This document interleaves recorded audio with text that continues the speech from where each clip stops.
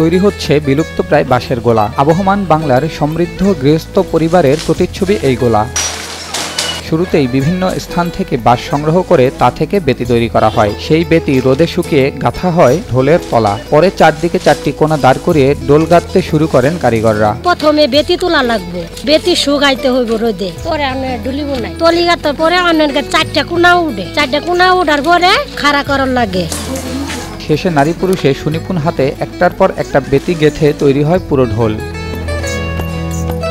দিনে একজন কারিগর 2 থেকে 3টি ঢোল তৈরি করতে পারেন বলে জানান সংশ্লিষ্টরা। সারাদিনে 3টা ডুলি বুনি, একদিনে 3টা ডুলি উঠে, 3 দিনে লাগে। আর 30-35 বছর ধরে করি, আমার স্বামীও করে, আমও করি, এটা করে চলি। গোলার ধারণ ক্ষমতা অনুযায়ী 20 মণ, 30 মণ ও 50 মণ হয়ে থাকে। একটি গোলা 500 থেকে 600 টাকায় বিক্রি হয়। যে ডুলা বেচতাম 1000 টাকা, এই ডুলা বেচন লাগে না 500 টাকা। ব্যবসা চলে না, এটা তো বিভিন্ন খাতে নষ্ট হয়ে যাইতেছে, যার ফলে ব্যবসা অনেক মানুষ ছেড়ে দিচ্ছে। তবে কালের বিবর্তনে আধুনিক সভ্যতার স্পর্শে এখন বিলুপ্ত প্রায় সেই ধানের গোলা। প্লাস্টিক পণ্যের ভিড়ে বাজারে বাঁশের তৈরি গোলার চাহিদা অনেক কমে গেছে বলে জানান সংশ্লিষ্টরা। বাঁশ পাওয়া যায় না, ধান এগুলা বেচা কিনা হালা, প্লাস্টিক নামে পড়ছে, যা কিছু হয় প্লাস্টিকের বস্তার মধ্যে দিয়ে দেয়। যদি প্লাস্টিকের সরকারে উড়াই দিত তাহলে আমাদের এই জিনিস আবার চলতো। তবে হানা পর্যায়ক্রমে ব্যবসাটা উঠে যাইতেছে, বছরে বছরে লস দেখা দিতেছে, পরিবার নিয়ে সে চলতে পারে না। পরিশ্রমের দাম না পেলেও বংশ পরম্পরায় বাঁশের গোলা বানানোকে পেশা হিসেবে ধরে রেখেছেন শেরপুরের 600 পরিবার। বিক্রি করেন স্থানীয় বাজারগুলোতে। 40 বছর ধরে এগুলো আমরা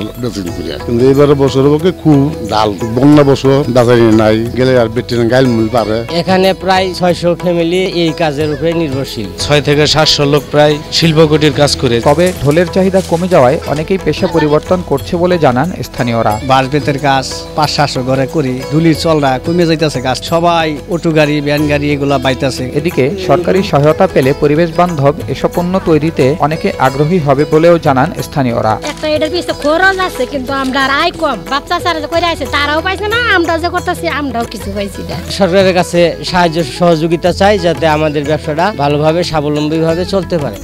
নিউজ ডেস্ক, নিউজ 24।